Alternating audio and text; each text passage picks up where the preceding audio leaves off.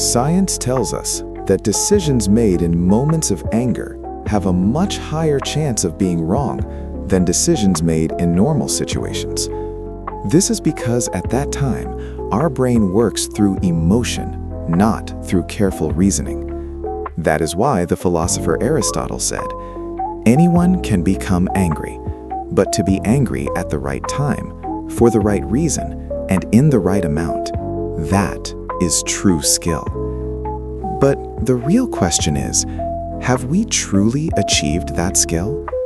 We often fail to realize how a moment of anger can destroy relationships built over many years, or how one emotional decision can change the direction of an entire life.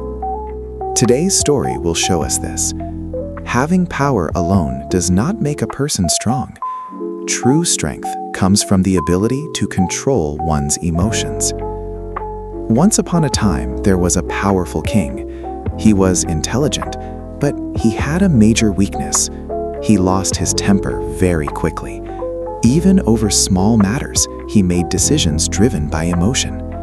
Many times, people received harsh punishments for minor mistakes. One day, the king's childhood teacher arrived in the kingdom.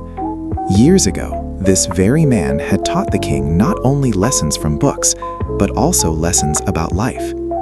The teacher was invited to the royal palace for dinner. That evening, they sat together eating and talking about old times. Suddenly, a fly fell into the king's soup. Seeing the fly, the king immediately became furious. He shouted angrily, "What is this? A fly in my soup? How can you be so careless?" The servant, trembling with fear, replied, "Your Majesty, there was no fly in the soup when it was served." But the king's anger did not calm down. Seeing the situation, the childhood teacher spoke gently, "Your Majesty, please think for a moment. The servant did not bring the fly. It must have fallen in later." The king replied irritably, "Teacher, you don't understand. Even small things like this ruin my mood." The teacher smiled softly and said, "Your Majesty, the fly did not destroy your peace.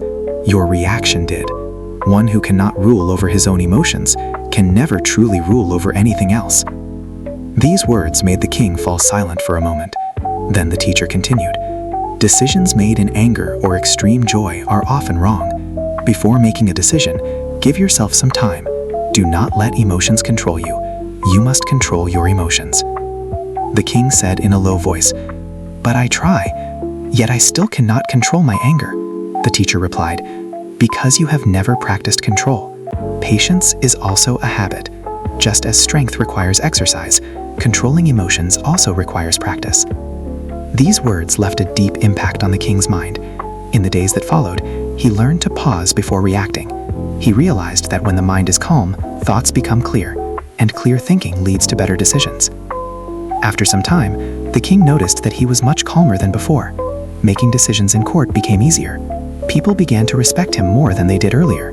Not only the kingdom, but his own life became more peaceful and happier. One day, the king went to his childhood teacher and said, "Your words have changed my life. Now I understand. True. Strength is not in anger, but in control." The teacher smiled kindly and said, "Your Majesty, you are not alone in this struggle. Many people cannot control their emotions and act under emotional pressure. What you have learned, share this message with others. Encourage them to practice calmness and patience, so they too can live better lives." The teacher paused and then added, "It is very important to understand that anger, happiness, and sadness, these emotions come and go. They are a natural part of life, but we should not be swept away by them. Instead, we should remain calm and patient so that we can guide our own lives rather than being driven by temporary emotions." These words left a deep mark on the king's heart. The story does not end here, because this lesson is not only for a king, but for all of us. If we observe our lives carefully, we will see that in this pressure-filled world, we easily get caught in stress and anxiety. But by becoming aware of our emotions and learning to control them, we can take charge of our emotional responses and bring positive changes into our lives. Emotions are natural and unavoidable, but when we react without thinking, they can become harmful. Acting in haste under emotional influence often leads to regret later. Therefore, the first step in emotional control is identifying our emotional triggers. Emotional triggers are things that make us angry or disturbed. They differ from person to person. These triggers can be events, memories, or even certain words or actions. For example, criticism may be a trigger for some people. They may become angry when criticized at work or stuck in traffic. Others may feel deep sadness when something reminds them of past pain or loss. To recognize our emotional triggers, we need self-reflection. When we feel emotionally overwhelmed, we should stay present in the moment and observe those emotions without judgment. Using mindfulness techniques, such as breathing exercises or meditation, can help calm us down. When facing a trigger, we should pay attention to our thoughts, feelings, and physical sensations. This helps us understand how we react and how we can change that reaction. There are also other ways to manage emotions, such as taking a short break, talking to a friend, or doing something relaxing. Most importantly, we must remember that emotions are temporary. They come and they go. By staying kind and patient, we can face life's difficult situations without being ruled by emotions.